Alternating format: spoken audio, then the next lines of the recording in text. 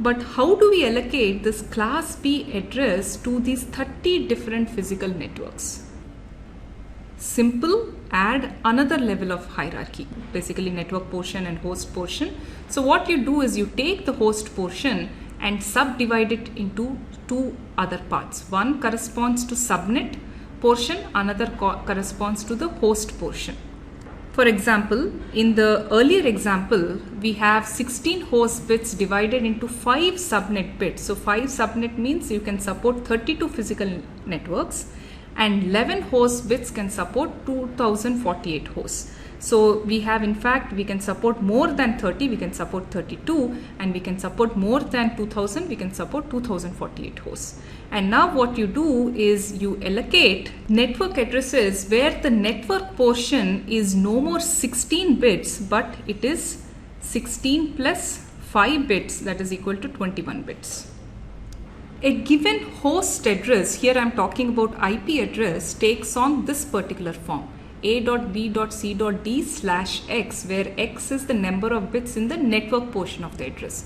So for example, if this is the IP address of a host, you specify the number of bits that correspond to the network portion of the address as /21. This is also often represented by a mask, which is saying that 255 means this is 8 ones.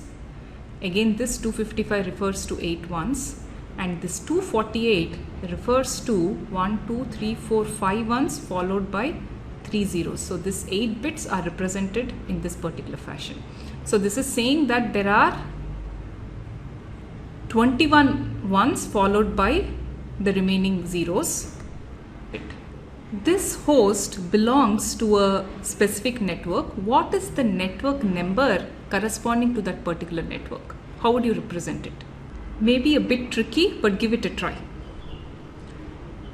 So basically this one will translate to 190.23.8.0/21. So this is the network number. How did this number arise? So look at 12. This translates to 00001100.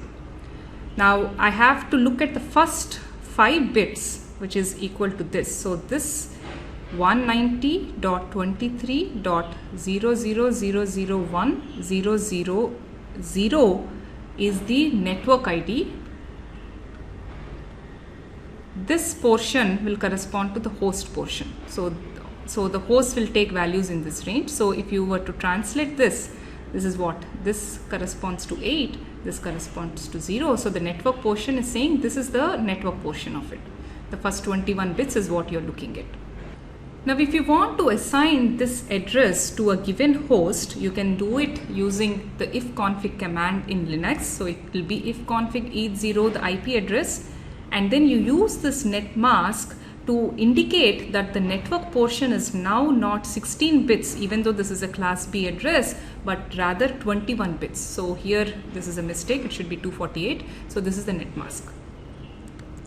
Now if you want to determine what the subnet number of the host is, as you have done here, all you need to do is do a bitwise AND between the IP address and the subnet mask, and you will get the subnet number of the host. In other words, the network to which this host belongs to. So a point to note here is that all the hosts on a given physical network will have the same subnet number and the mask.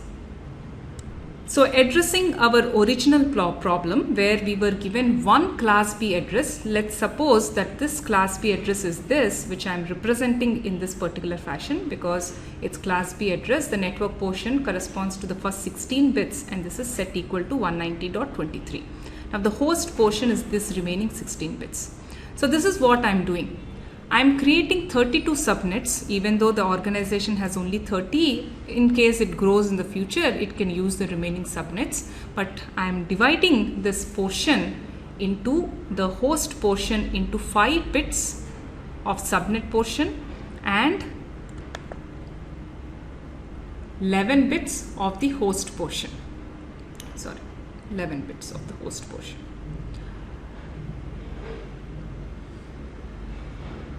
So These 5 bits, I use different combinations ranging all the way from 00000 all the way till 11111 to generate 32 subnets, and this is the subnet number corresponding to each. You do this calculation as we have done earlier, you will be able to figure out these numbers. And within a given subnet number, I'll use the host portion and again enumerate all combinations of 2 to the power of 11 to arrive at this address block. If you notice one thing here, I have not included the host portion that corresponds to all zeros, nor the host portion that corresponds to all ones. Typically, the host portion that corresponds to all zeros matches the subnet number. So typically, you don't want to assign an IP address to a host which matches the subnet number. And similarly, the host portion that corresponds to all 1 is typically the broadcast address in that particular subnet. So you don't want to use that either. So whatever is remaining, that is 2 to the power of 11 minus 2, is what is allocated to the individual hosts.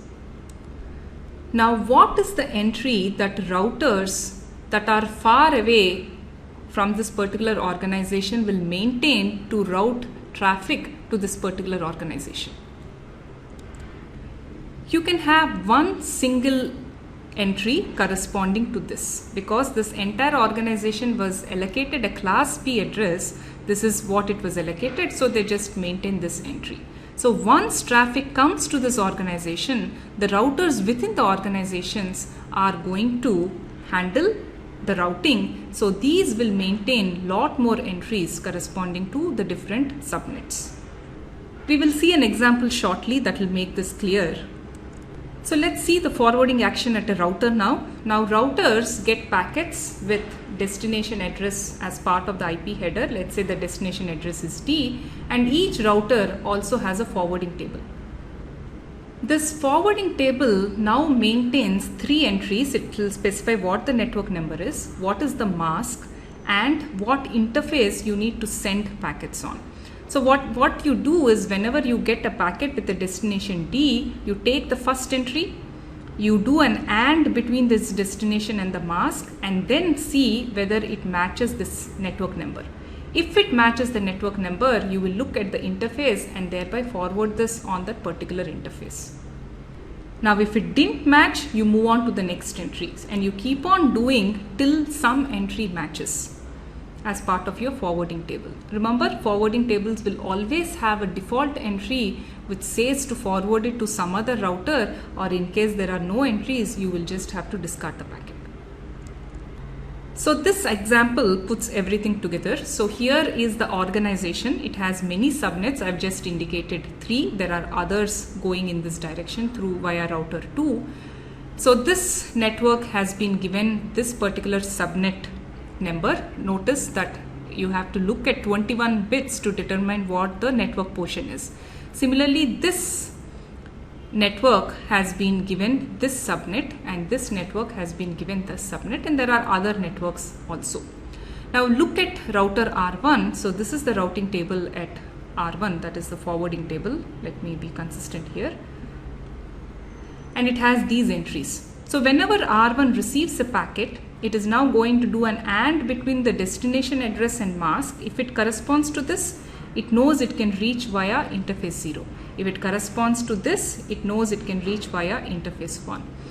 And for any other, because this is part of this organization where the mask is 16, it can reach the other networks as part of its organization via R2. So it is going to maintain R2. And as I mentioned, most routers have a default network that connects to the rest of the internet. So for any other packet where it is outside this organization, it is saying go to R2. And I had mentioned earlier also, some router that is somewhere in the internet here will just maintain one entry 190.23.0.0/16 to represent this entire organization. When I talked about forwarding in a previous video and showed this routing table, I mentioned that this is a class A address, but mask I said is looking at 16 bits. Now I think it should be clear why you are looking at 16 bits of a class A address. So are we done solving the scalability problem? Unfortunately, no. So here is another problem as captured by this specific scenario. Now we have an organization that has only one physical network, but it has 4,000 hosts.